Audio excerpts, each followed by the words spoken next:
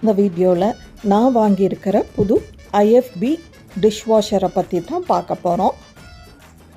ஒரு டிஷ்வாஷரை வாங்கினா அது கூட வேறு என்னெல்லாம் வாங்க வேண்டியது இருக்குன்றத முதல்ல பார்த்துடலாம். முதல்ல இது ரின்ஸுங்க.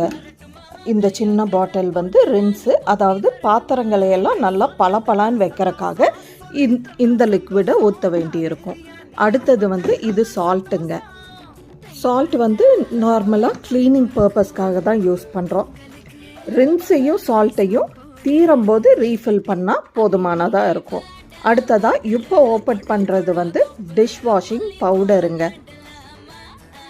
இது ரெகுலராக பாத்திரங்கள் நாம் எப்பெல்லாம் போடுறோமோ அப்பெல்லாம் அதுக்கு தேவையான அளவு போட்டு வெசல்ஸை வாஷ் பண்ணிக்கலாம். அடுத்ததாக அதுக்கு ஆல்டர்னேட்டிவாக நான் டேப்லெட்ஸும் வாங்கி வச்சுருக்கேன். இப்போ